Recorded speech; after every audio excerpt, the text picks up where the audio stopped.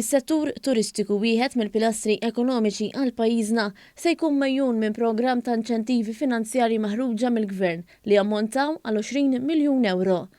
Dan tħabbar mill-Ministru għat-Turiżmu Clayton Bartolo waqt konferenza tal-aħbarijiet brabta mal-pjan tal-kupru għas-settur turistiku wara pandemija li laqtet fil-fond dan il-qasam.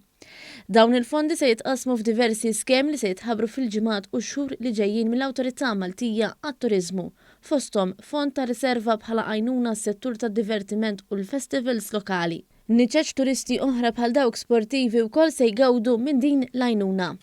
Fl-istess konferenza l-Ministru Bartolo ħabbar li mill-ewwel ta' Ġunju li ġej pajjiżna se jibda jilqa' l-ewwel turisti mis-swieq Ewropej u mir-Renju Unit, filwaqt li diġà ġew ikkonfermati 34 talba biex cruise liners jidħlu fil-port il-kbir. Din id-deċiżjoni saret bil-kunsens tal-awtoritajiet tas-saħħa hekk kif huwa mistenni li fil-bidu ta' Ġunju ir-rata ta' tilqim f'pajjiżna u anke fil-pajjiżi Ewropej se tkun aħjar minn kif inhi illum.